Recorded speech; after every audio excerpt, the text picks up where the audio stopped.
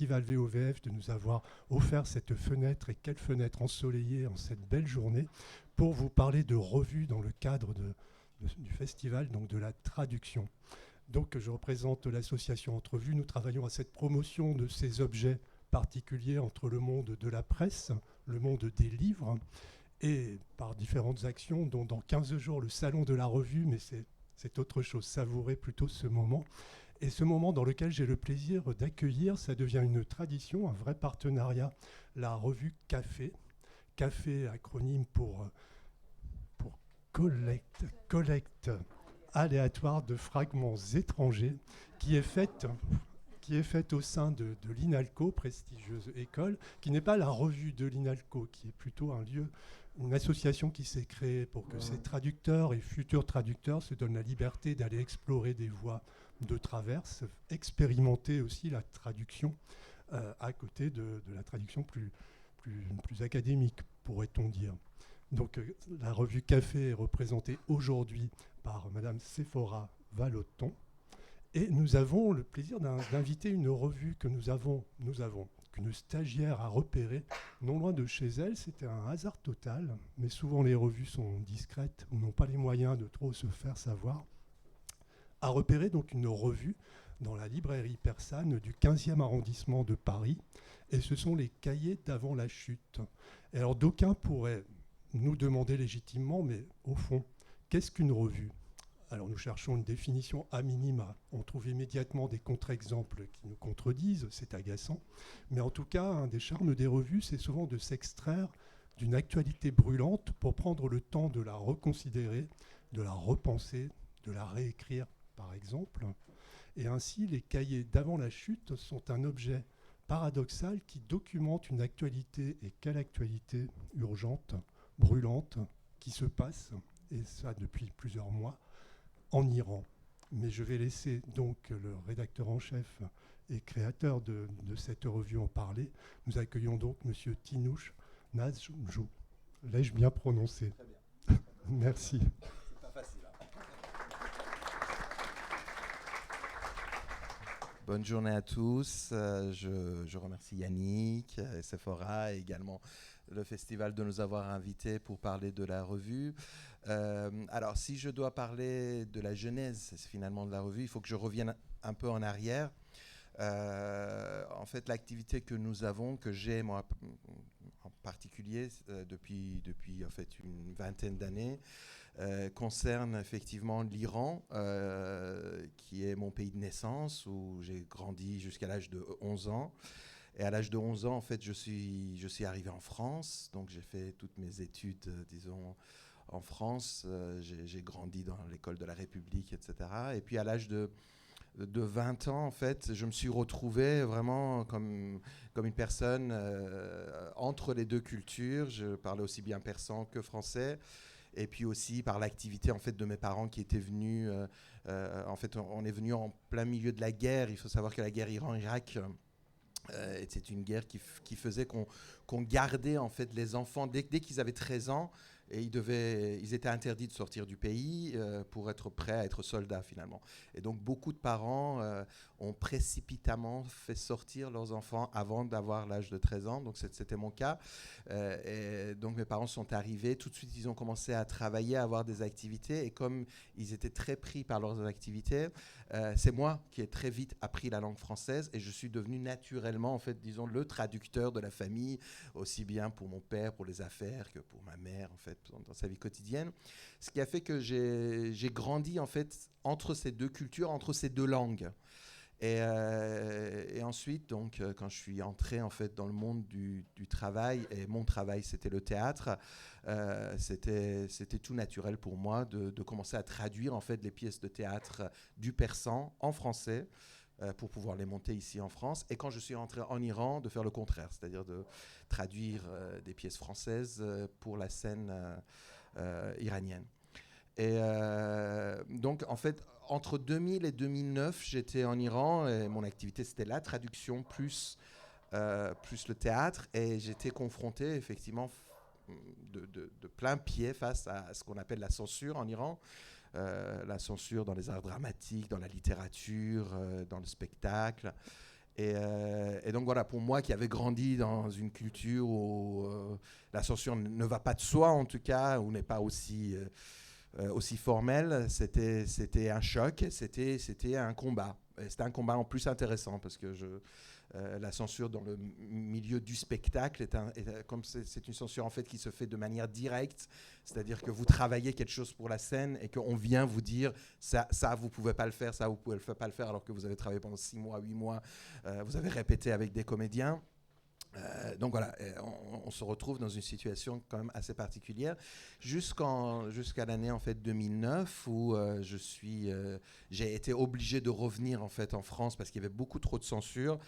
Alors en 2009, pour rappel, disons, il y a eu les élections truquées en Iran avec la victoire de Mahmoud Ahmadinejad, et il y a eu ce qu'on appelle le mouvement vert en Iran, qui a été en fait le tout début, si vous voulez, du printemps arabe. Un an après, le printemps arabe a commencé. Et en fait, l'idée que j'ai eue, c'était comme j'avais mon activité était composée en Iran du théâtre, mais aussi en fait dans le monde de l'édition, et qu'il y avait beaucoup de livres qui étaient censurés et qui ne pouvaient pas être publiés. J'ai pensé à créer en fait une maison d'édition en France qui s'appelle Nankoja, ça veut dire le lieu qui n'existe pas, littéralement traduit Utopia en fait. En France et de publier des livres qui ne peuvent pas être publiés à l'intérieur du pays parce qu'ils n'ont pas l'autorisation, mais pouvoir effectivement le distribuer partout, aussi bien à l'étranger qu'en Iran, avec le moyen en fait des livres électroniques dont l'essor était vraiment dans ces années-là, dans les années 2000. Donc on a créé cette maison d'édition et on a commencé à travailler dans le monde de la littérature, dans le monde de la pensée, dans le monde des arts, finalement, tout ce qui était interdit en Iran, c'est-à-dire tout ce qui ne pouvait pas être publié en Iran, nous, en tant que maison d'édition, on les retravaillait, on les publiait en France. Et voilà, donc ça a pendant... Oh, voilà, vous voyez, c'est la chute, hein, c'est les cahiers d'avant la chute, là, la chute a commencé, voilà. Donc voilà, c'est bon, j'avance. Oui. Très bien. Ah, voilà. La scène a un trou derrière. Alors donc voilà, donc j'en arrive au cahier avant la chute, ça me permet en fait d'arriver directement là. Ce qui s'est passé, c'est que effectivement l'année dernière, avec l'assassinat de Mahsa Amini en Iran, dont vous êtes sûrement au courant, c'est-à-dire une jeune fille qui arrivait de son Kurdistan natal, qui était venue passer quelques jours de vacances avec son frère à Téhéran. Et parce que, donc en fait, la raison qui a été donnée, c'est qu'elle portait mal le voile, mais c'est ce qui se passe en Iran depuis des années. C'est-à-dire que vous avez des gardes, en fait, des policiers de la morale qui vérifient en fait le voile des femmes. Et si le voile des femmes est porté un tout petit peu en arrière, qu'on voit dépasser quelques cheveux, elles sont d'abord on les réprimande, ensuite on les met dans un autobus, et ensuite on les amène en fait dans un endroit où on va appeler leurs parents, où on va les réprimander, on va leur donner des amendes, etc. Et donc elle a reçu des coups dans le bus qui l'a amenée en fait dans cet endroit-là, et malheureusement donc elle a succombé à ces coups. Et ça a été en fait le point de départ, si vous voulez, de toutes les frustrations d'un peuple qui depuis des années et des années se bat pour sa liberté, se bat contre le fanatisme du régime islamique. Et voilà, et ça a été un engouement. Alors comme moi j'avais déjà connu cet engouement en 2009, comme je vous ai dit, le mouvement vert, qui ressemblait effectivement à ce qui s'est passé après avec les printemps arabes. Et que pendant toutes ces années, en fait, dans le monde de l'édition à l'étranger, donc à l'extérieur de l'Iran, on avait l'habitude de voir que tout se passait sur les réseaux sociaux. C'est-à-dire que c'est toutes les révolutions, toutes les révoltes qu'il y a eu pendant toutes ces années, ça s'est passé uniquement sur les réseaux sociaux, parce qu'à l'intérieur de l'Iran, de toute façon, il n'y avait pas de livres, il n'y avait pas de revues pour transcrire ça. Et qu'à l'extérieur, il n'y avait pas assez de maisons d'édition, pas assez de moyens également pour relater au jour le jour. Et il nous a paru en fait très important et très urgent d'écrire, en fait, d'inscrire l'histoire telle qu'elle était pour qu'elle ne se perde pas. Et donc, comme on était une maison d'édition qui travaillait depuis une dizaine d'années avec beaucoup d'auteurs, et surtout des jeunes auteurs en Iran, et qui étaient des auteurs pour la plupart engagés, pour la plupart qui voulaient dépasser justement la censure et donc se battre contre la censure du régime, on a alerté en fait tous nos auteurs en leur disant voilà, on va faire une revue, on va publier une revue qui va être publiée donc non seulement en persan, mais aussi traduit en français, et aussi traduit en anglais, donc en 3 langues, et on va distribuer ça partout dans le monde, les gens qui veulent savoir, aussi bien les Iraniens que les francophones ou ceux qui parlent anglais. Donc ça s'est fait effectivement dans l'urgence et très très rapidement. Ça s'est fait en même temps, disons que des rencontres qu'on a organisées dans la librairie, puisqu'on a une librairie effectivement dans le 15e arrondissement de Paris. Je vous invite, si vous avez envie de venir. C'est l'arrondissement, en fait, le 15e arrondissement de Paris, du côté du métro Commerce et Charles Michel. C'est l'arrondissement où il y a en fait le quartier qu'on appelle le quartier iranien, où il y a beaucoup de restaurants iraniens, etc. Et nous, on a réussi à s'implanter là après plusieurs années. Et donc, cette librairie, en plus d'être une librairie, c'est aussi un lieu de rencontre en fait formidable qui nous permet d'avoir les auteurs qui viennent parler de leurs livres, d'avoir des avis contradictoires.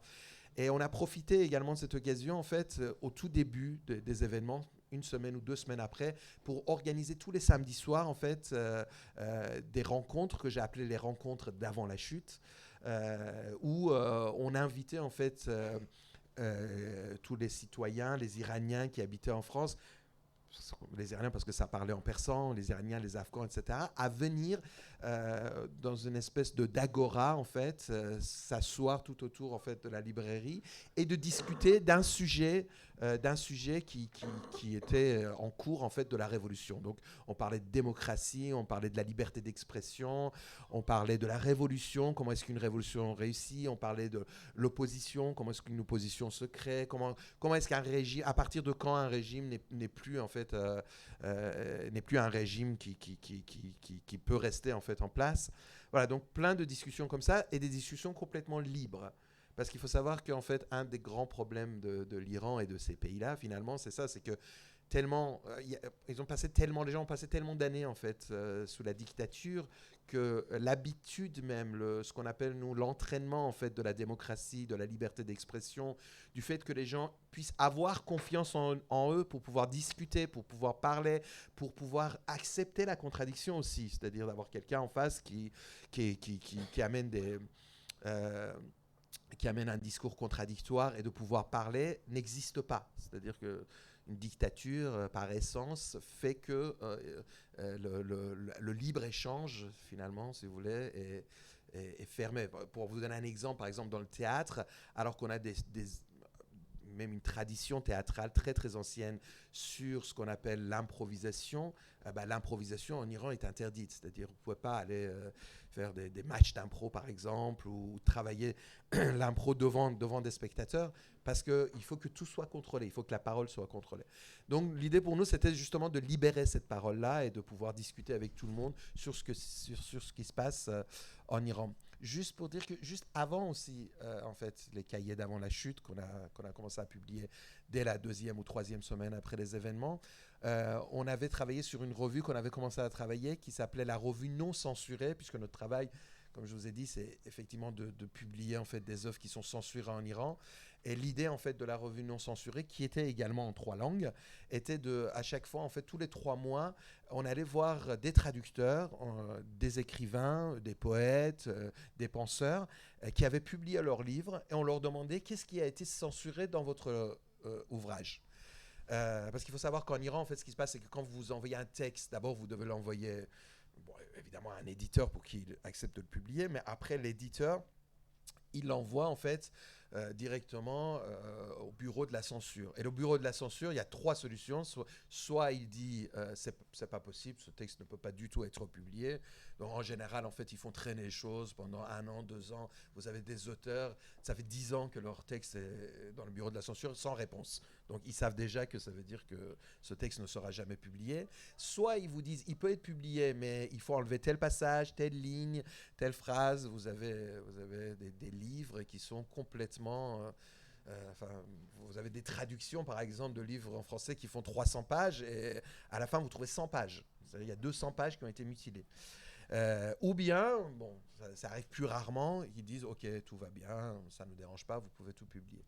Donc, on a demandé en fait aux auteurs qui avaient publié leurs livres, mais on savait que forcément il y avait de la censure puisque le propos même était un propos qui était dangereux, qui pouvait être dangereux, comme la littérature doit l'être, dangereux. On leur demandait voilà qu'est-ce qui a été coupé. Et tout ce qui avait été coupé, on le récupérait et on le publiait en fait dans cette revue avec la traduction en français et avec la traduction en anglais. On avait par exemple des dossiers qui étaient très intéressants, par exemple le roman d'Orhan Pamuk, l'écrivain turc, qui s'appelle Mon nom est rouge. C'est un grand livre de 300 pages. Il y a 80 passages qui ont été mutilés en fait, et nous on a retrouvé les 80 passages et on les a remis avec la traduction française, avec la traduction anglaise, pour que les gens puissent voir à un moment donné qu'est-ce que c'est que la censure finalement, qu'est-ce qu'on censure finalement, et parce que la censure n'est pas toujours en plus quelque chose de très logique, quelque chose où on dit bon bah c'est clair, il faut pas toucher à la religion, il faut pas toucher à la politique, il faut pas toucher en Iran à cause de la religion au sexe ou au rapport entre hommes et femmes. Mais en fait, c'est beaucoup plus pervers que ça. C'est beaucoup plus... En fait, la censure est une nébuleuse et quelque chose, en fait, une espèce de brume qu'on entretient pour vous, finalement, pour vous faire peur. Pour faire peur au créateur, à l'écrivain, et que l'écrivain, en fait, ait peur d'écrire ce qui peut aller vers le danger. Donc voilà, on ne sait jamais ce qui peut être censuré. Vous avez des choses qui peuvent être censurées qui sont aberrants, et c'est ce qu'on trouve effectivement dans la revue. Et donc voilà, on avait publié déjà les numéros de la revue non censurée, et finalement les cahiers d'avant la chute ont été la suite de cette revue qu'on avait déjà commencée, la suite logique, puisque de toute façon, ce qui s'est passé, ce qu'on a appelé en fait le mouvement Femmes, Vie, Liberté, ou Mahsa Amini, Jina Amini, donc ce mouvement qui a commencé il y a un an, a clairement montré dès le départ que les Iraniens avaient acquis en fait cette conscience qu'ils ne pouvaient plus continuer avec le régime islamique, que le régime islamique n'était pas réformable, ce qui était un peu l'illusion durant ces dernières années en disant voilà on va réformer, on va essayer de faire quelque chose, et que là on va avoir en fait un régime au pouvoir et un peuple qui ne veut plus de ce pouvoir-là. Donc ça veut dire que le régime va de toute façon tomber un jour ou l'autre. C'est pour ça qu'on l'a appelé les cahiers d'avant la chute. C'est-à-dire de dire, voilà, nous, on va s'inscrire en tant qu'écrivain. Alors, dans la revue, il y a en fait un chronique au jour le jour, c'est-à-dire les écrivains écrivaient au jour le jour, avec la date, ce qui s'est passé aujourd'hui. Ce qui s'est passé le jour d'après, ce qui s'est passé le jour d'après. Donc, on publiait tout ça, plus des entretiens, des articles, des témoignages, par exemple. On a recueilli beaucoup de témoignages de personnes lambda qui avaient vécu quelque chose pendant ces émeutes et cette révolte, et qui ont raconté ça, qui ont resté ça. Et voilà, donc toute une équipe s'est créée à l'intérieur du pays et à l'extérieur du pays pour travailler sur le texte de départ, qui était le texte persan. Toute une équipe s'est créée en fait en France, mais aussi au Canada, pour pouvoir traduire tout ça en français. Et toute une équipe s'est créée pour traduire tout ça en anglais. Donc voilà, donc ça a été vraiment pendant 3-4 mois en fait un travail de tous les jours quasiment. On a laissé tomber tout ce qu'on avait d'autre pour pouvoir en fait relater les événements. Voilà. À propos, je vous demande pardon, est-ce que je peux vous poser une question sur la manière, la méthode que vous utilisez pour récolter les textes, du coup, parce que j'ai été très intéressée par votre vue, et il y a quelques questions qui me passaient par l'esprit, et par exemple, les auteurs, est-ce que vous les connaissez? Est-ce que c'est par un réseau d'amis d'amis, familial, que vous avez pu recueillir ces textes, ou bien comment ça s'est passé? Voilà, donc comme je vous ai expliqué, comme on est éditeur depuis une dizaine d'années, on est en contact effectivement avec les auteurs, et beaucoup de jeunes auteurs qui ont écrit leur premier roman et qui n'avaient pas envie d'être censurés, donc qui avaient envoyé leur livre chez nous. Et c'est ce réseau-là en fait qui nous a permis vraiment, on leur a demandé un par un, est-ce que tu as envie d'écrire un chronique, est-ce que tu as envie d'écrire? Et donc des groupes se sont formés de cette manière-là, différentes personnes dont on a utilisé vous vous doutez en fait des pseudonymes, parce qu'on ne pouvait pas révéler leur identité, ils étaient là. Et ce qui est important de savoir, c'est que ce n'est pas que des gens qui sont atterrants, c'est vraiment, ils sont partout en Iran. C'est-à-dire, en fait, on travaille avec une dizaine d'auteurs qui sont en Iran, en province, etc. et qui, au fur et à mesure, écrivaient les choses. Et nous, on faisait notre travail d'éditeur, c'est qu'on regardait, effectivement, on comparait, on mettait les choses les uns à côté des autres. Mais c'est vrai que le réseau, c'était vraiment le réseau, effectivement, de nos écrivains, quoi, des gens de plume, des gens qui avaient l'habitude, pour les chroniques, je dis bien, parce que les chroniques, c'est aussi un exercice vraiment très particulier, d'écrire au jour le jour, même quand il y a une semaine où il ne se passe rien, ou voilà, quand on est en plein feu et que tous les jours il se passe des choses, etc., effectivement, il y a beaucoup de choses à dire. Après, quand on arrive à des semaines où il ne se passe rien, on tombe plutôt dans des chroniques de réflexion. Et puis, c'était important aussi de faire en sorte que les chroniques ne soient pas... soient le plus neutre possible, ne soient pas très sensationnelles, mais tout en gardant quand même l'émotion d'une révolution. Et ça, c'était vraiment le travail effectivement d'éditeur que nous on faisait de ce côté-là, en comparant les textes, en essayant de les mettre les uns à côté des autres. Vous avez pu remarquer, il y a à chaque fois plusieurs auteurs en fait pour les chroniques.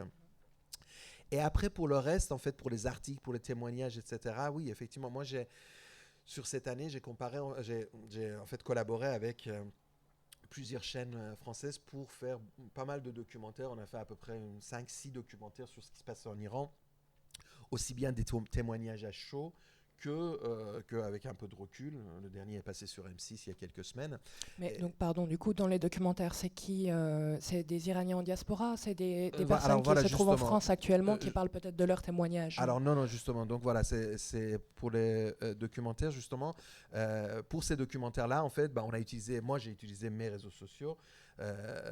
Donc je faisais des appels en fait en disant voilà, est-ce qu'il y a des gens qui veulent témoigner, est-ce qu'il y a des gens qui veulent qu'on leur envoie une équipe pour filmer, etc. Et donc on a réussi effectivement à avoir à l'intérieur du pays beaucoup de témoignages. Alors ils étaient tous floutés avec la voix qui a changé, etc. Mais voilà, ça a créé effectivement des réseaux. Et puis vous savez, un moment de révolution, c'est vraiment un moment d'effervescence incroyable. C'est-à-dire que vous écrivez un story, un post sur votre réseau social. Bon, les gens vous connaissent parce que vous êtes écrivain, vous êtes metteur en scène, etc. Mais vous dites, voilà, j'ai besoin de quelqu'un qui va témoigner, qui a vécu quelque chose pendant ces jours-ci. Et moi, j'avais vraiment 100 ou 200 personnes. Alors, il y en a qui disaient, oui, j'ai très envie de le faire, j'ai vécu quelque chose d'incroyable, mais je vais juste vous l'écrire. Je ne peux pas faire plus, je ne veux pas être filmé. D'autres qui disaient oui, alors comment est-ce qu'on peut faire? Et puis voilà. Et c'est ce qui se passait aussi à l'intérieur du pays. Vous savez, c'est ce genre de révolution. Surtout, il faut savoir que donc cette révolte-là, cette révolution-là, n'avait pas de chef, n'avait pas de guide. C'était vraiment quelque chose qui venait du bas. Il n'y avait pas quelqu'un qui donnait l'indication. Donc les gens se retrouvaient, c'est-à-dire que voilà, les manifestations qu'il y avait, c'était vraiment des gens qui allaient dans la rue, on a les témoignages dans la revue, qui marchent dans la rue, qui se retrouvent et qui commencent, il y en a un qui dit mort au dictateur, l'autre qui suit, et tout d'un coup vous avez 100, 200, 300 personnes qui trouvent le courage de hurler, des femmes qui trouvent le courage d'enlever leur voile, de brûler leur voile, de danser dans la rue. Donc voilà, c'est vraiment un moment effectivement de communion extraordinaire entre les gens. Et ça, on le ressentait aussi d'ici. Parce que les gens qui étaient à l'intérieur du pays savaient très bien, vu que, disons que la presse en Iran est une presse qui appartient au régime, les journalistes ne peuvent pas faire leur travail, etc. Les 2 journalistes qui ont fait leur travail, c'est-à-dire qui ont en fait pris la photo de Mahsa Amini dans l'hôpital le premier jour, ça fait 1 an qu'ils sont en prison. Et sont condamnés pour des années de prison, donc ils n'ont pas été relâchés.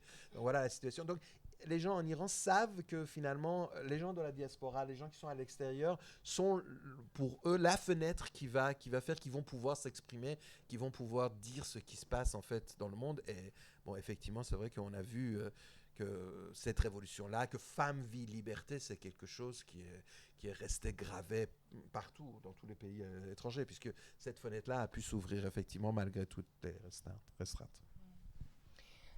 Oui, et aussi pour le témoignage ou la transmission des textes ou des images, comme vous dites, ça passe par les réseaux sociaux en grande partie, et par Internet en fait. Et il y a ce fameux problème aussi en Iran que l'Internet est sous un couvre-feu. Donc dans des moments de crise particulière, l'Internet va être coupé. dans tout le pays. Et ça, je me souviens, il y a eu différentes... je me souviens en 2019, de manière très forte aussi, pendant presque 10 jours sans Internet.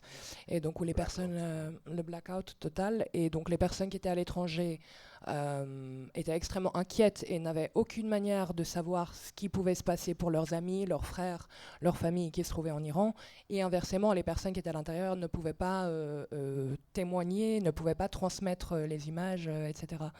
Et on est à une époque de l'année maintenant, début octobre en fait. On est proche de... le 13 septembre, du coup, c'est la date anniversaire de la mort de Mahsa Amini, de son assassinat. Et aujourd'hui, on est quelques semaines après. Et en prévision, en fait, de la date anniversaire de l'assassinat de Mahsa Amini, le gouvernement savait que ça allait remettre le feu aux poudres, qu'il y aurait des commémorations. Et en prévention, en fait, il y a à nouveau eu des sanctions sur l'Internet, ce qui fait qu'en ce moment même, j'ai essayé d'avoir un appel vidéo avec une amie il y a quelques jours. C'était extrêmement compliqué. Donc, où le perfectionnement technologique aussi de l'État, des services secrets de l'État, réussissent même à déjouer les VPN. Les VPN, c'est une manière de contourner les couvre-feux de l'Internet. Et voilà, je voulais ramener ça en mémoire. En fait, c'est qu'en ce moment même, on est dans une situation tout à coupée. fait. Donc ça a commencé effectivement les commémorations au mois de septembre. Et puis il faut savoir que ça a commencé avec Mahsa Amini, mais il y a eu tous les jours beaucoup de jeunes qui ont été tués, effectivement, beaucoup de personnes qui ont été tuées, et il y a des commémorations presque tous les jours. C'est-à-dire que là, tous les jours, on a la commémoration d'une telle personne qui a été tuée, d'un tel enfant qui a été tué dans la rue. Ils sont très, très nombreux, et c'est vrai que, en fait, aussi la révolution, en fait, de 1979, qui finalement était contre le Shah et qui a amené au pouvoir les religieux, c'est fait un peu de cette manière-là, c'est-à-dire par coup de commémoration. Comme en Iran, en fait, si vous voulez, le rapport avec les morts est un rapport oriental qui est différent un peu de ce qu'on connaît en Occident. C'est-à-dire, on va beaucoup, beaucoup au cimetière, on commémore énormément, en fait, les morts. On vit quasiment avec les morts. Le cimetière de Téhéran ou d'autres villes, c'est un lieu où les gens vont manger, vont pique-niquer, vont s'asseoir auprès des tombes, etc., qui fréquentent vraiment toutes les semaines quasiment. Le rapport avec les morts est tel que les commémorations sont très importantes, en fait, finalement, et que ça réunit énormément de gens, effectivement, pour le faire. Juste pour dire que le point de vue technologique, c'est vrai que, voilà, depuis des années, on a quand même un régime. Déjà, il faut savoir que c'est un régime qui a fait déjà une révolution. C'est-à-dire qu'il s'est battu, en fait, contre un autre système qui était quand même un système monarchique très très fort. Le Shah d'Iran, vous avez tous entendu parler, c'était le gendarme de la région, etc. Donc ça veut dire que c'est des gens qui savent que les régimes, même les plus forts, peuvent tomber, qui ont l'expérience de tous les pays autour, c'est-à-dire effectivement de la Russie, etc., de l'URSS, des pays qui sont tombés... Les révolutions de velours, ils connaissent ça par cœur, etc., qui ont très peur. Et donc, effectivement, ils utilisent en fait toute la technologie qu'ils peuvent avoir, alors soit de la Chine ou de Russie, ou même de l'Occident. Il y a beaucoup de... la France, la Suède, c'est des pays qui ont vendu beaucoup, beaucoup de systèmes de surveillance, par exemple, voilà, pour finalement, ce sont les manifestants qui en ont fait les frais. Mais en même temps, c'est ça que je vous dis, en fait, le combat est rude, puisque les gens d'en face, en fait, finalement, c'est-à-dire le peuple, ce sont des gens aussi qui s'y connaissent très très bien en informatique. On a plein de hackers. Je sais pas, peut-être vous avez entendu parler en plein milieu en fait des événements. Je crois que c'était vraiment la 2e ou 3e semaine. La télévision nationale a été hackée. Voilà, on a eu des gens qui sont venus et voilà qui ont montré en fait l'image du guide suprême Khamenei comme un diable, etc. Voilà, en plein milieu d'une émission en direct. Donc voilà, on a toujours en face, effectivement, que ce soit des gens qui sont à l'intérieur du pays, mais beaucoup aussi à l'extérieur du pays, parce qu'il faut savoir qu'il y a eu pendant toutes ces années, ces 40 ans, en fait, il y a eu une fuite de cerveau incroyable. Beaucoup sont partis aux États-Unis. Il faut savoir, par exemple, les grandes écoles en fait, d'ingénieurs en Iran, d'informatique, etc. Dès que vous entrez dedans, vous entrez dans l'école, vous avez un bureau qui est spécialisé pour le fait de savoir dans quel pays vous allez aller après. C'est-à-dire ils resteront pas en Iran, ils vont partir au Canada, ils vont partir aux États-Unis. Ils font vraiment l'élite, en fait, si vous voulez. Et ces gens-là se sont mobilisés effectivement, et se mobilisent toujours pour trouver des moyens de s'échapper, de trouver toujours un moyen d'avoir de nouveaux VPN, d'avoir de nouveaux moyens, de sortir de nouveaux... Pendant toute cette période, comme vous dites, en 2019, moi je faisais un film, et donc on a pensé que voilà, pendant 10 jours, on n'allait pas avoir de rush. On avait quand même les rushs, parce que les gens trouvaient les moyens d'aller dans un endroit, de trouver les filtres pour pouvoir passer. Donc voilà, c'est vraiment... Effectivement, on est en face d'un régime qui est sur place, qui veut pas partir, qui est très très féroce, c'est vraiment la politique de c'est moi ou le déluge, quoi. C'est-à-dire que on n'est pas dans le même rapport que la révolution de 79, où le Shah, finalement, à un moment donné, il a renoncé, il a décidé de partir. Voilà, il n'y a pas eu énormément de massacres comme on pourrait s'attendre dans une révolution. Et ben là, ils ont montré, ils l'ont montré depuis voilà, une quinzaine d'années que si vous voulez changer, et ben ça sera dans un bain de sang. Voilà. Donc voilà, les gens sont prêts, en fait, finalement. Et ouais, je ne sais pas si on a un temps de questions à la fin ou plutôt à la fin. Ouais, d'accord, je vais juste rebondir. Enfin, j'ai encore quelques questions. Donc c'est une revue qui est publiée mensuellement. La première a été publiée en novembre 2022, c'est correct. Et je me demandais aujourd'hui, à quand le prochain numéro ? Alors, donc, le dernier numéro a été publié effectivement il y a plusieurs mois à cause des événements en fait qui se sont où il y a eu beaucoup moins d'événements en fait finalement. C'est-à-dire on est allé jusqu'au moment où ils ont commencé en fait à empoisonner les cantines des jeunes filles, parce qu'il faut savoir qu'effectivement c'est quand même, on l'a pas assez dit, c'est quand même une révolution qui vient des femmes. C'est-à-dire que ce sont les femmes qui étaient... Mais ce n'est pas nouveau en Iran. Moi, depuis l'époque où je suis rentré en Iran, où j'ai vu les manifestations, où j'ai assisté en fait aux toutes premières manifestations qui correspondaient à l'époque en fait au meurtre en série des écrivains iraniens, où les gens descendaient dans la rue pour manifester. Ils n'étaient pas très nombreux, mais on manifestait dans les rues, etc. Ça a toujours été les femmes en première ligne. Toujours. C'est-à-dire vraiment la question de la femme, et c'est pour ça d'ailleurs qu'il y a le voile islamique, c'est pour ça que la question du corps de la femme est une question essentielle en Iran. Voilà, c'est vraiment l'enjeu principal. C'est-à-dire que, et c'est pour ça que les femmes sont toujours en fait en première ligne. C'est pas que les hommes sont là aussi, mais les femmes sont en première ligne, et donc on sait que d'ailleurs la résistance qui continue tous les jours. Moi, je dis toujours en fait que effectivement, il y a eu les événements, il y a eu beaucoup de manifestations, il y a eu des morts. C'est un signe de la révolution, mais la révolution, c'est pas que ça. La révolution, c'est toutes les images que vous devez voir au jour le jour, certainement si vous regardez dans les réseaux sociaux. C'est toutes ces jeunes filles, toutes ces femmes qui enlèvent leur voile et qui prennent des photos à Téhéran, dans différentes villes. On voit leurs films qui partent. Dans un pays où il est interdit depuis 40 ans, il est interdit de montrer un seul de ses cheveux. Vous avez des femmes en nombre qui enlèvent le foulard et qui se filment.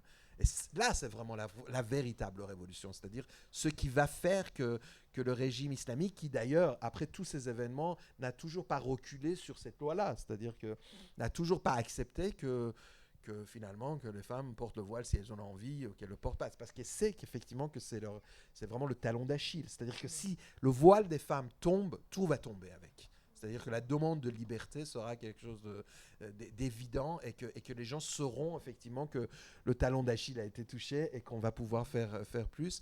Donc la revue, elle est allée jusqu'à ce moment-là. Après, il y a eu beaucoup moins d'événements, et puis on a eu également... En fait, on a dû faire face à des répressions qui ont été assez féroces à l'intérieur du pays, où là, comme il y a eu moins de manifestations, ils ont eu le temps finalement de pouvoir faire plus de répression.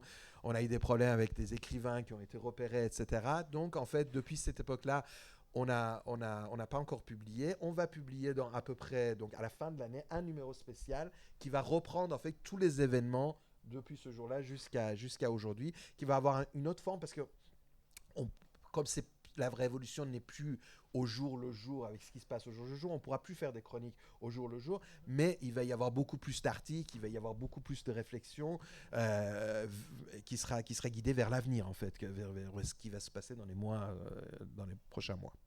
D'accord. Et les types d'écrits que vous souhaitez continuer à publier, c'est surtout de l'ordre de l'analyse politique de ce qu'on peut déjà trouver, des écrits donc de ce genre-là. Moi, je me questionnais sur les écrits littéraires, parce que c'est aussi un problème, enfin, en tant que traductrice de littérature persane, on se rend compte que la littérature persane est peu traduite et donc peu connue, peu véhiculée, surtout la littérature contemporaine, parce que la littérature classique persane est assez fameuse et il y a divers événements culturels qui peuvent mettre à l'honneur la littérature classique. Par contre, la littérature contemporaine est très peu connue. Moderne déjà peu, disons, dans le cours du XXe siècle, et puis la littérature ultra-contemporaine encore moins. Et c'est vrai que c'est des écrits, en tant que traductrice, c'est pas forcément facile, et je ne peux pas me rendre dans le pays, comme beaucoup. C'est difficile de trouver, en fait, les écrivains, de trouver les textes.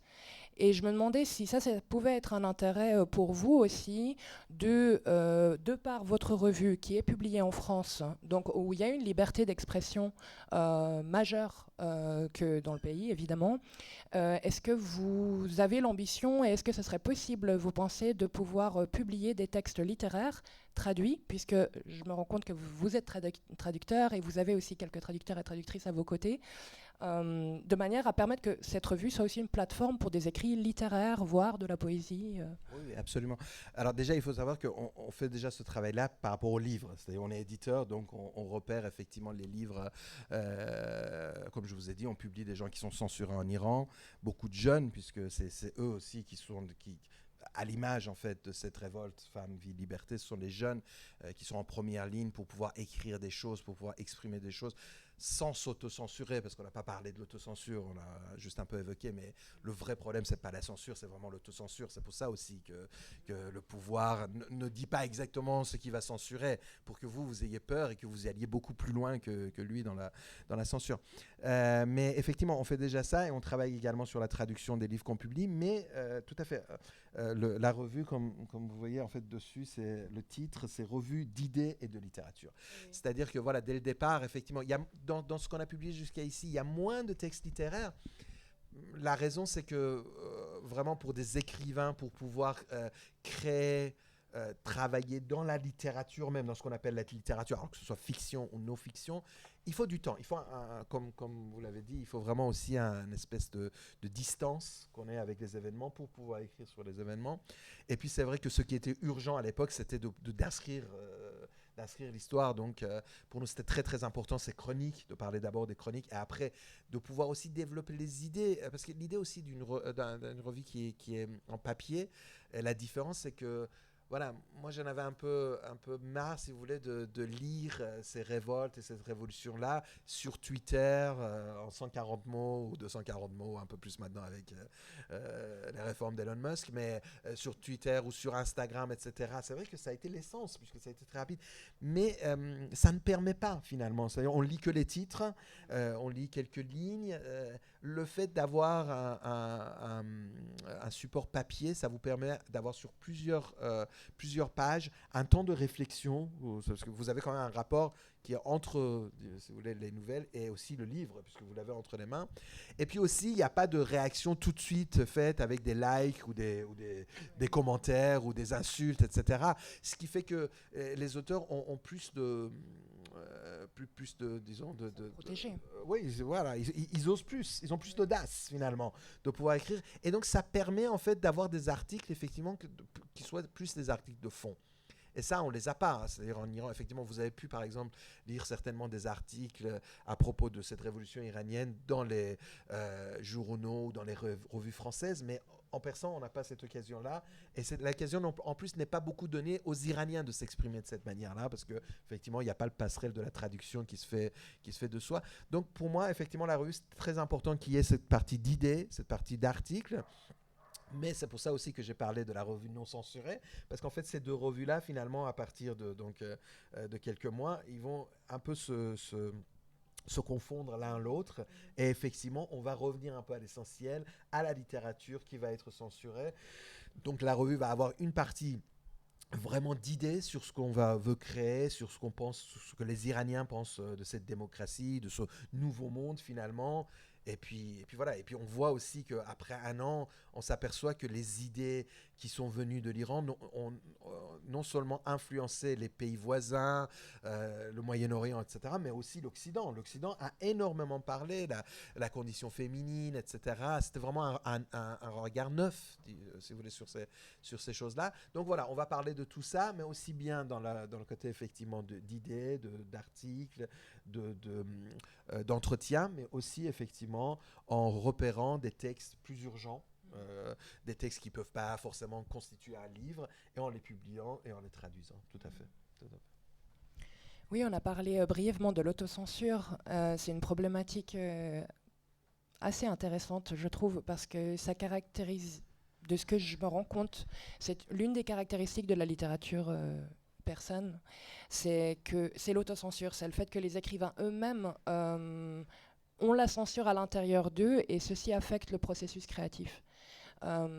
Et c'est une caractéristique qui est assez difficile aussi pour les traducteurs et traductrices en fait à traduire, parce que très souvent on a diverses dimensions, diverses strates de signification dans le texte, et ceci implique de devoir creuser dans le texte pour accéder à des strates cachées de signifiés.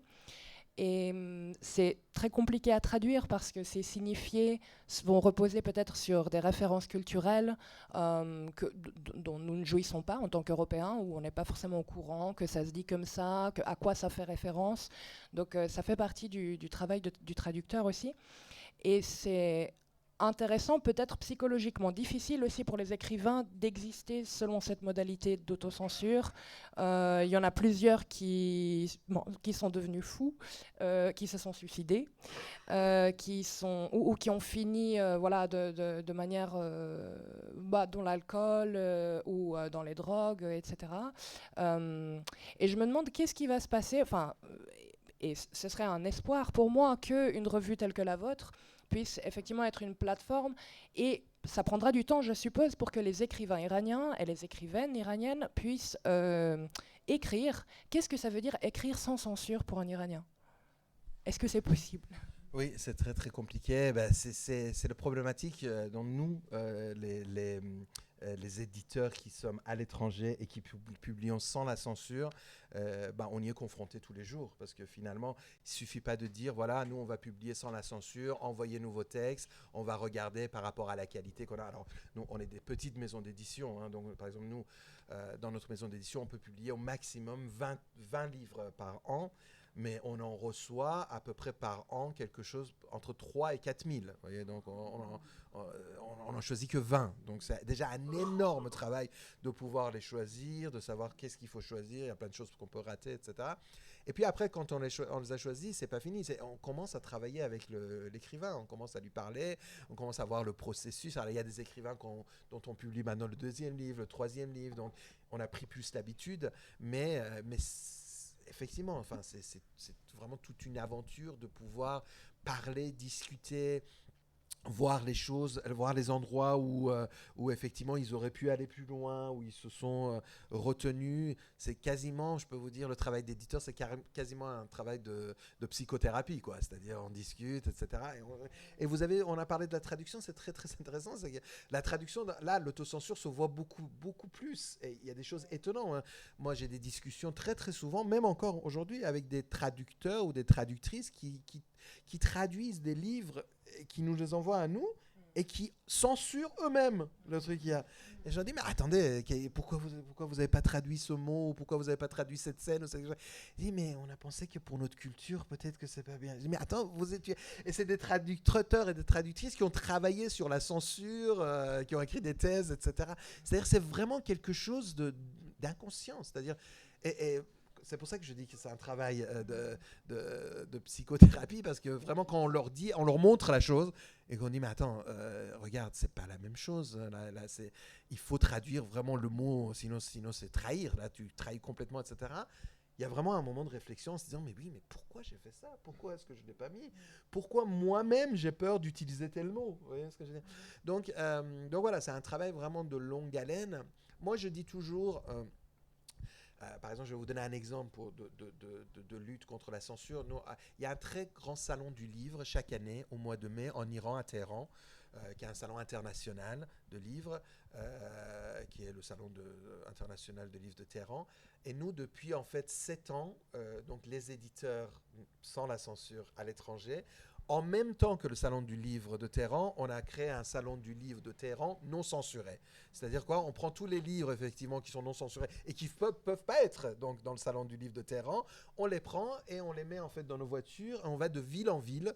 Là cette année en fait on a fait en Europe, aux États-Unis et au Canada sur un mois et demi à peu près 18 villes, 18 grandes ou petites villes, et on présente ces livres-là de manière comme ça, de stand en stand ou dans des lieux qu'on nous prépare pour qu'on puisse présenter les livres. Et donc chaque année, ça se passe au mois de mai. Et cette année, on fait pareil, des conférences, on discute avec les gens sur la censure, sur la liberté d'expression, sur ce qui se passe en Iran, sur la littérature. Et j'ai souvent l'habitude de dire finalement que la question de la censure, la lutte pour la censure, pour la liberté d'expression contre le régime islamique a quasiment été gagnée. Grâce à Internet, grâce aux éditeurs à l'étranger. Aujourd'hui, si vous êtes écrivain en Iran ou à l'extérieur ou quoi que ce soit et que vous voulez que votre livre ne passe même pas en fait la porte du bureau de la censure, il vous suffit en fait de l'envoyer soit à un éditeur à l'étranger, et si le livre est bon, il sera publié forcément, soit de le publier sur Internet et tout le monde va avoir accès. Donc ça veut dire que finalement le bureau de la censure en Iran est complètement quelque chose d'inutile. Voilà. On va envoyer son livre effectivement pour avoir accès à un maximum de personnes. Mais si vraiment on ne veut pas être censuré, on peut ne pas être censuré. Par contre, le vrai combat, c'est ça, c'est l'autocensure. C'est-à-dire le vrai combat, c'est comment est-ce que l'écrivain va commencer vraiment à écrire, à pouvoir... Parce que finalement, c'est quoi écrire? C'est de pouvoir être le plus sincère possible avec ce qu'on a à l'intérieur de nous et de pouvoir montrer, de pouvoir se mettre nu, pouvoir être nu, en fait, devant le lecteur. Et être nu, c'est interdit en Iran. Donc voilà, que ce soit physiquement ou que ce soit psychologiquement. Donc voilà, donc c'est effectivement tout un travail qu'on doit faire depuis le début, qu'on doit retravailler. Et comme vous dites, voilà, les revues sont importantes, les livres sont importants, les endroits, les lieux où on peut s'exprimer, c'est important. Je vous parlais des débats d'avant la chute qu'on organisait tous les samedis. Voilà, ces débats, ils servent à ça. Ils servent aussi au fait que les gens viennent s'asseoir. Moi, dans les débats qu'on a fait toutes les semaines, jusqu'à avant l'été, j'avais des gens qui venaient, qui s'asseyaient semaine par semaine et qui écoutaient et qui étaient émus par les choses qu'ils entendaient. Très souvent, ils n'étaient pas d'accord, parfois ils étaient d'accord, et après ils venaient me voir et ils me disaient « Je viens, moi, pour apprendre la liberté d'expression, pour apprendre que je peux écouter pendant des heures quelqu'un qui pense exactement le contraire de moi, et ne pas m'énerver, ne pas l'insulter, etc. Et accepter de l'écouter et de comprendre ce qu'il dit, même si je ne suis pas d'accord. Et après, petit à petit, ces gens-là, les langues se délient, ils commencent à parler et ils commencent à avoir confiance en eux pour pouvoir exprimer en fait ce qu'ils ont vraiment au fond d'eux, ce qu'ils cherchent au fond d'eux. Voilà, je pense que c'est vraiment une question de confiance en soi également. C'est-à-dire, en fait, le régime qui censure, c'est un régime qui vous enlève votre confiance en vous, qui vous fait dire que voilà, ça c'est mal de dire ça. Ça, c'est pas bien d'écrire ce genre de choses. C'est pas bien, c'est pas ce qu'on appelle la pudeur. Hein. Ils utilisent le mot pudeur dans un autre sens, c'est-à-dire dans le sens où voilà, c'est pas très pudique de parler. Alors que justement, un auteur doit pouvoir dépasser en fait tout ça. C'est pas qu'il doit pas être pudique, mais en tout cas, il doit être pudique de manière positive et pas de manière négative. De manière négative, c'est de dire voilà, ce que je dois exprimer, je vais ne pas l'exprimer. C'est ça en fait. Oui, je me permets de rebondir quand même sur, vous dites les bureaux de censure ne servent plus à rien parce que, c'est une vision qui est intéressante, qui est plutôt ciblée sur les auteurs du coup et sur la possibilité de s'exprimer. Donc ils ont potentiellement la possibilité de s'exprimer en envoyant à des éditeurs à l'étranger ou via Internet, des PDF. Par contre, ce qui me semble discerner quand même qui reste problématique, c'est pour le public cible. Parce qu'en l'occurrence, le public cible est du coup à l'étranger. Et soit des Iraniens de la diaspora, soit, si c'est traduit, pour le public francophone ou anglophone, ou voilà, des pays d'accueil. Par contre, le public cible iranien, le peuple à l'intérieur du pays, reste quand même, il y a peu de choses qui lui parviennent. Enfin oui, il y a des choses qui lui parviennent de l'extérieur, mais par contre le lien entre l'écrivain iranien et le public cible iranien est difficile. Et je me demandais si vous avez eu l'occasion peut-être de faire des scans ou de faire des photos de la revue et d'envoyer aux gens là-bas pour que déjà ils sachent que ça existe et aussi pour qu'ils aient l'occasion de lire. Comme c'est bilingue, c'est aussi en persan. Est-ce que c'est aussi une démarche que vous avez eue d'essayer de diffuser en fait en Iran? Oui, bien sûr. Le public cible est en Iran. Il y a 80 millions de lecteurs en Iran, donc notre public cible est en Iran. Même si c'est difficile, même si pendant ces 10 années, comme je vous ai dit, à cause de la distribution finalement illégale et clandestine que les éditeurs en Iran ont, et que nous en particulier, parce que ça nous tient vraiment à cœur, on a eu beaucoup de problèmes, on a eu beaucoup de collaborateurs qui ont été même emprisonnés, qui ont eu beaucoup de problèmes, des écrivains, etc., à cause de la distribution, pas forcément à cause de l'écriture, à cause de la distribution qu'on faisait. Mais pour vous donner un exemple, par exemple, comme vous parlez des cahiers d'avant la chute, les cahiers d'avant la chute sont publiés donc à l'étranger en papier et sont envoyés partout dans le monde pour la diaspora et également donc les francophones et également ceux qui parlent en anglais, mais le PDF était disponible gratuitement en fait à ceux qui étaient en Iran et le seul truc c'est qu'on leur demandait de nous envoyer un mail et qu'on leur envoyait gratuitement en fait le PDF de chaque numéro et pour le premier numéro on a eu près de 6000 demandes, 6000 emails. Donc, on a envoyé 6000 en fait, PDF. Et pour les numéros d'après, pareil, environ 5000, 6000 PDF. Donc, ça a envoyé en Iran. L'autre chose qu'il y a, c'est-à-dire la réalité du terrain, c'est que voilà, quand vous publiez des livres qui sont des livres importants, qui sont des livres qui ont des lecteurs en Iran, etc., disons qu'il y a à peu près en 2 semaines, vous retrouvez ces livres photocopiés, mais maintenant c'est même plus photocopié, c'est vraiment avec des imprimantes digitales, etc., dans les rues de Téhéran. Voilà, il y a une grande avenue qui s'appelle l'avenue de la Révolution, d'ailleurs l'avenue Engalab, où il y a des gens qui vendent des livres, soit d'occasion, même dans les trottoirs ou même dans les magasins, dans les librairies, des livres d'occasion, des livres interdits d'avant la Révolution, et nos propres livres. Nous, on a toutes les semaines, en fait, on a des photos qui nous sont envoyées pour qu'on envoie aux auteurs qui voient que leur propre livre a été effectivement publié en Iran. C'est un grand marché, hein, puisque vous imaginez bien, dans un pays, quand quelque chose est interdit, les gens le veulent. Hein, donc, de toute façon, et voilà. Et donc, ceux qui sont en Iran, tout de suite, ils viennent, ils achètent en fait un exemplaire ou 2 exemplaires, ils les photocopient. Et aujourd'hui, vraiment, le côté imprimeur, c'est quelque chose de très, très facile. Il y a vraiment dans tous les coins, les gens qui travaillent sur l'imprimerie ou même sur les photocopies, etc., ils ont tous les moyens de faire des livres qui sont très propres et qu'on peut vraiment lire.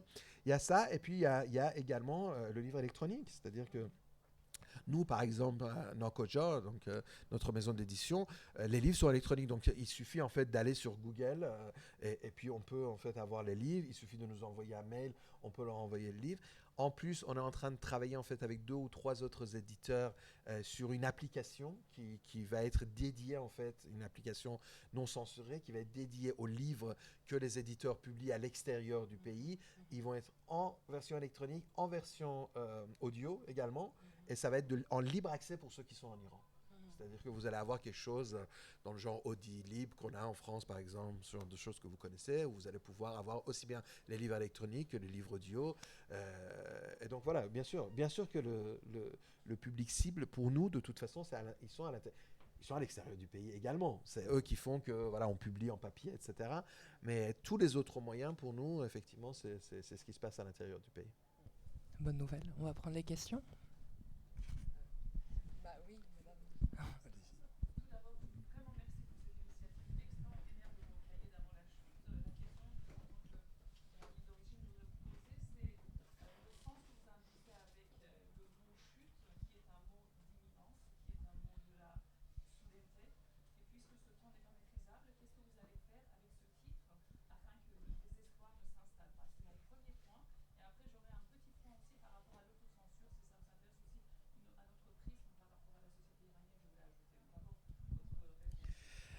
Oui, merci. Alors effectivement, la chute, c'est quelque chose de soudain, c'est quelque chose de sûr, et c'est quelque chose vraiment qu'on ressentait dès le départ. Et quand on a mis ce nom, les cahiers d'avant la chute, Notebooks Before the Fall, d'Aftarhoy puis Chasseroute. Il y avait plusieurs idées, effectivement, tout ce que vous dites, mais il y avait également l'idée de dire que notre position est claire, c'est-à-dire qu'on pense qu'il va y avoir une chute qui est imminente. Alors maintenant, imminente, ça peut avoir plusieurs. Voilà, le temps, on peut pas le. Ça dépend. Hein. Par exemple, même dans cette révolution, vous savez très bien, il y a des gens qui pensaient en une semaine, en un mois, ça serait fait. D'autres personnes qui pensaient que c'était imminent, mais que ça allait prendre même peut-être plusieurs années. Donc imminent, c'est comme l'arrivée de Jésus. Hein. On ne sait pas l'imminence ce que ça veut dire en fait finalement. Alors, oui, mais justement, c'est-à-dire l'idée des cahiers d'avant la chute, c'est extraordinaire parce que quand on l'a publié et que les gens ont commencé à le lire, etc., ça donne cet espoir, justement. C'est-à-dire que voilà, la chute est à venir. On est juste avant la chute. Et c'est important de pouvoir analyser tout ce qui se passe avant la chute pour que la chute se passe bien, en fait, finalement. Et c'est toujours ce qu'on dit également, c'est qu'on a les cahiers d'avant la chute et puis on aura les cahiers de la chute, et après on aura les cahiers peut-être d'après la chute. C'est-à-dire vraiment, c'est de pouvoir avoir un espace de réflexion, de pensée, d'échange sur ce qui va se passer, sur cette chute, voilà, en annonçant que c'est les cahiers d'avant la chute, on sait que ça va arriver. En tout cas, les gens qui y adhèrent pensent que ça va y arriver, et effectivement, je pense que c'est important qu'il y ait une réunion d'idées par rapport à ça. Je vais vous dire, je vais juste vous donner un petit exemple parce que c'est une discussion qu'on a eue hier soir justement dans la librairie. C'est que on parle beaucoup en fait, on a beaucoup de discussions. Par exemple, hier on a aussi un auteur qui a parlé en fait d'un autre côté de la culture iranienne, etc. Et moi, vous savez, j'ai grandi dans une culture où toujours nos parents, nos grands-parents, les gens qui étaient là avant nous et qui étaient là pendant des années, nous ont dit, mais c'est ce qu'on connaît beaucoup dans ce genre de pays, on nous a dit, mais c'est l'Iran. Il va pas se passer grand-chose. Il n'y aura jamais la révolution, il n'y aura jamais la démocratie, il n'y aura jamais la liberté. Combien de fois j'ai entendu ça et combien de fois les gens qui vivent dans ces pays-là ont toujours entendu ça. Et hier soir, une des personnes, un des spectateurs avait ce discours-là. Et j'ai dit, mais c'est parce que vous pensez beaucoup trop en fait à la destination, vous pensez beaucoup trop au but. Alors que l'idée, c'est qu'on pense au chemin, en fait, avant tout. C'est-à-dire qu'on se dise, OK, vous voulez dire qu'il n'y aura jamais de liberté dans ce pays, qu'on est condamné, que c'est le destin, etc. OK, très bien. Mais peu importe finalement le but. Moi, mon chemin, c'est ça. Mon chemin, c'est de mettre un pied devant l'autre de manière que je sais qui est correcte. Vous voyez ce que je veux dire? Et après, si cette pensée-là, en fait, finalement, s'introduit dans chacun de nous, c'est-à-dire qu'on ne pense plus au but et qu'on pense justement au chemin, eh ben c'est comme ça qu'on arrivera finalement au but. Parce qu'il y a beaucoup de gens qui se disent, voilà le chemin à suivre, moi je suis mon chemin, moi je trace mon chemin comme il doit se faire, et bien comme on est de plus en plus nombreux, et ben on va arriver au but. Et les cahiers d'avant la chute, c'est ça aussi un peu l'esprit, c'est-à-dire de se dire, voilà, il y a une chute qui va arriver, qu'est-ce qu'on peut faire finalement? Parce que cette chute-là ne marchera que si chacun de nous fait un pas. Si chacun de nous, dans son quotidien, dans son... Voilà, qu'on puisse... Il y a des grands... des personnes en Iran qui sont des grands révolutionnaires, qui sont en prison, ça fait des années qu'ils sont en prison, etc. Il y a des gens qui prennent énormément de risques.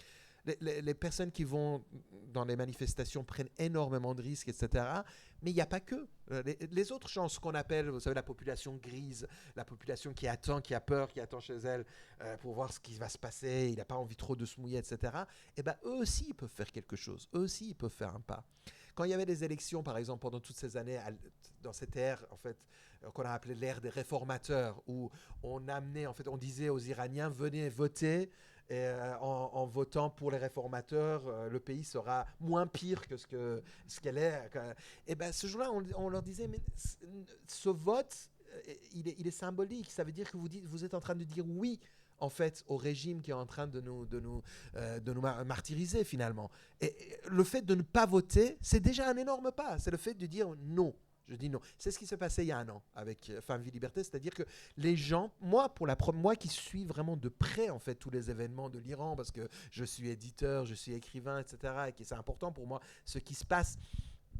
J'ai le pouls en fait de la population. Je discute tous les jours avec les gens en Iran. Et ben pour la première fois, j'ai vu des gens qui ont dit, finalement, notre réponse c'est non. C'est un non total. C'est un non, irréversible. C'est ok. Ça sera imminent. Ta chute est imminente. On ne sait pas quand, peut-être que ça va prendre beaucoup de temps, mais la chute, elle est là. elle est là finalement. Le temps finalement, vous savez, avec la science quantique, etc., le temps n'a pas beaucoup de signification. C'est le fait que ça va arriver, voilà.